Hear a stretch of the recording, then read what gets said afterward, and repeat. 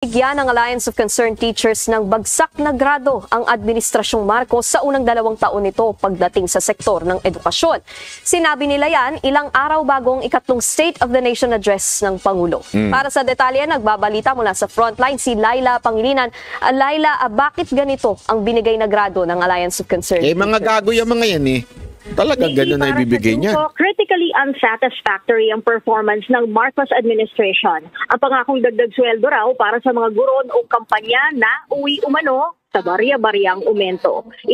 Ay nako. Hindi, alam mo, tayo man ay maging oposisyon. Tumututol man tayo sa gobyernong ito. Pero dito sa mga walang yan to, ito mga salot sa lipunan. Ito wala nang nagawang mabuti ito sa Pilipinas. Kailangan dito sa mga to talagang masipa na Hindi talaga ito mga to Sorry kahit pagbali-balita rin mo kunwari, mapa-opposition man tayo ngayon, hindi ako sasama sa mga animal na to. Sa totoo lang, pasensya na kung gusto nyo sakyan ko yung mga sinasabi nito, hindi ko sasakyan. Mga mga salot sa lipunan niya mga yan, kaya hindi ko talaga sasakyan yung mga yan.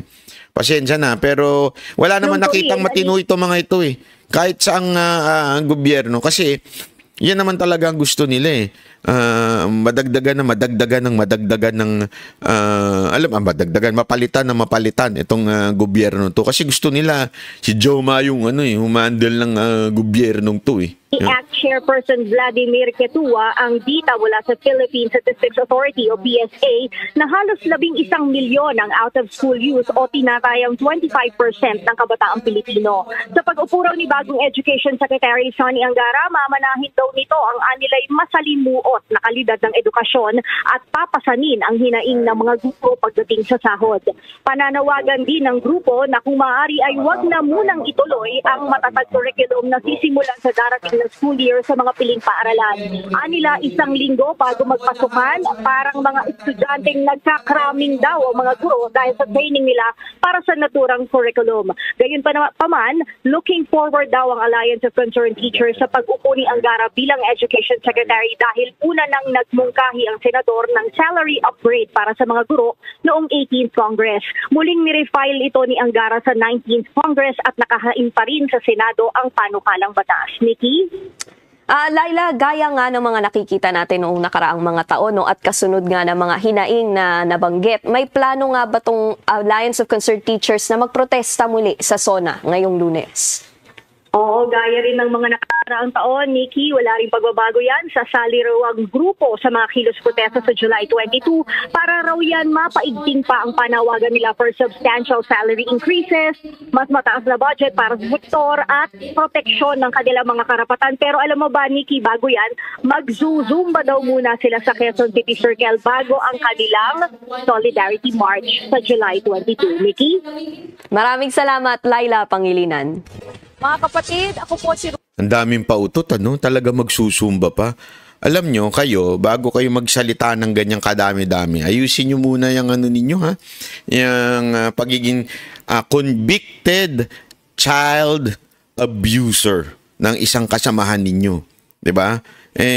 Actually, 'di ba tayo nga una nagsabi nito na dapat kasi nung lumabas yung issue ng convicted si Franz Castro na child abuser, nagkaroon kaagad ng SME na. Tayo na nagsabi diyan pinuna kaagad natin tong si Romualdez, 'di ba? Kung si Kong Tebes nga na hindi convicted, ibig sabihin na ayon sa ating batas, kung ikaw ay hindi convicted, ikaw ay inosente. Diba? Ganun ang ating batas. Gayunpaman, tinanggal nyo sa pagiging kongresista ito si Tebes. Hindi ko pinagtatanggol si Tebes, that's not my point here. My point here is, convicted child abuser. Bakit hindi nyo tanggalin? Takot ka ba, Romualdez? Hindi, ako nagtatanong lang Naku, Banat Bay, nagtanong ka na naman. Nagtanong ka na naman, Banat Bay. Hindi, Franz Castro ako ay nagtatanong lang. At saka ikaw, Romualdez, nagtatanong ba? Ano bang meron sa inyo? At bakit hindi mo matanggal-tanggal ito na isang convicted child abuser? Korte ho nagsabi Ano to? Takot ka dahil Baka mamaya kumontra na yung mga yan sa'yo, which is ginagawa naman nila yan talaga eh. Di ba? Anong siste? Bakit hindi mo matanggal? Diyan nga tayo nagtataka eh. Mantakin mo, isipin mo itong mga animal na si Ontiveros. Ontiveros, makinig ka ha. Makinig ka sa akin, sasabihin kong babae ka, umayos ka ha. Ikaw, kesyo, champion ka for mga children, sinasabi mo si Pastor Kibuloy, bla bla bla, ganito. Gaga ka ba? Nagtatanong lang naman ako, ha? Kung gaga ka. Tatanong lang to, ha? Tanong lang. Si Pastor Kibuloy hindi pa convicted na child abuse yung kaso niya. Pero kung makahanting kayo, todo-todo. Eto si Franz Castro, convicted. Convicted.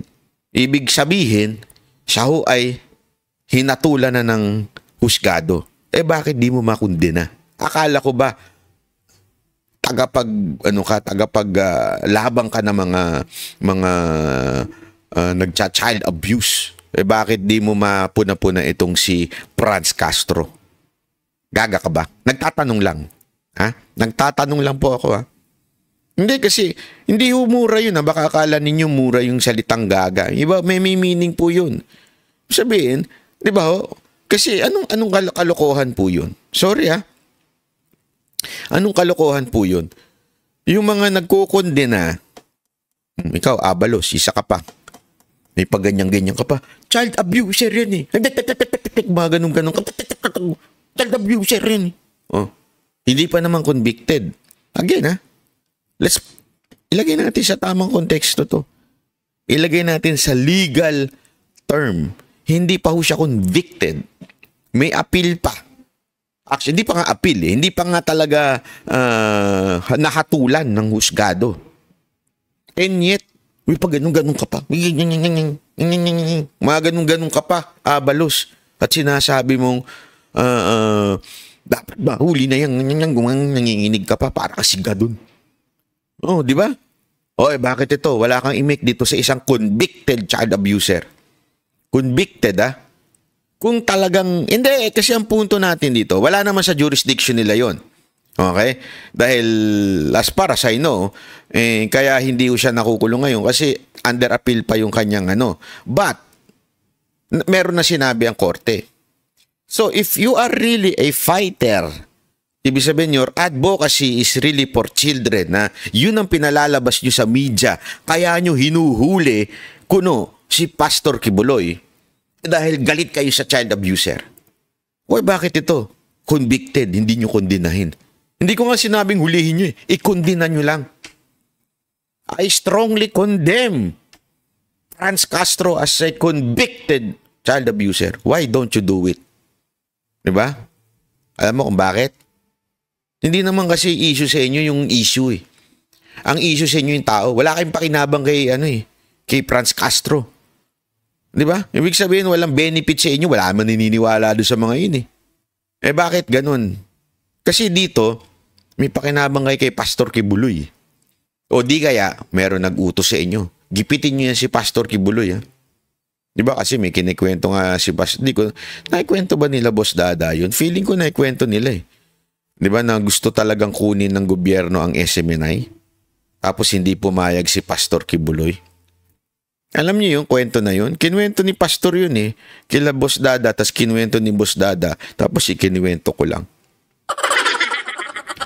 Hindi, totoo, di ba?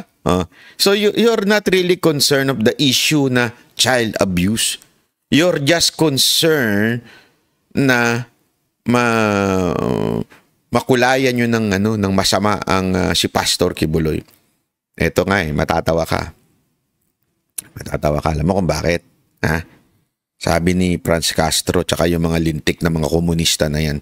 Sabi niya, etong Duterte, Kibuloy, diba? Syndicate. May paganyan-ganyan pa sila eh. Ito yung mga abuse. Diba? Ginanyan pa nila eh. Duterte, Kibuloy, syndicate. Ay! Naglalay. Di ba? Pag ganyan-ganyan pa sila. O ano nangyari? Wala. Nga. Anong ibig sabihin nun? Oh, di ba? Ibig sabihin, sabi nga nila, kahit di ako naniniwala, ang karma digital. Hindi, totoo ah. Yung mismong namumuno sa pag-akusa, na makasalanan to. Yun naman pala, makasalanan. Alam mo, naalala ko yung mga Pariseo nun eh. Nung panahon ng New Testament, yung mga Pariseo, di ba? Sabi nung nananalangin, sabi niya, Lord, pagpalain mo ako ha? Pagpalain mo ako ha? Bakit? Wag siya, kasi siya makasalanan, ako mabuting tao, ganun. Di ba? Ganun yung mga Pariseo eh. Ako ang mabuting tao, masamang tao yun, ako ang pagpalain mo. Oh. Yung pala, pag hinubaran mo, yung tiningnan mong kaloob-looban, ayun. Yun ang tunay na convicted child abuser na booking. Yan ang tinatawag na. Hindi, ito ha, walang biro. That's what you call God works in a mysterious way. Ika nga. Hindi, yung mga, kasi dito mo makikita talaga eh. Sabi ko, grabe, ano? Grabe rin yung talagang God works in a mysterious ways. Ito, mga taga kay OJC, alam niyo, sigurado ako, sinasabi sa inyo ng ni Pastor Kibulo yan. Yung pagkundi na ng todo-todo. Meron pa ngang sinabi si Abalos eh. Sabi ni Abalos, kayo mga taga kay OJC, huwag niyong ginagamit na pangsangga mga kabataan. Kala mo talagang alam mo yung concern sa kabataan, ginagamit na pananggala ang mga kabataan. Parang ganun, galit na galit si Abalos, di ba? O eto, nasa tabi mo. Nasa tabi ninyo. Katabi ninyo sa sa mga pagtitipon dyan sa kamera. Convicted child abuser, hindi nyo makundina. Anong tawag sa inyo?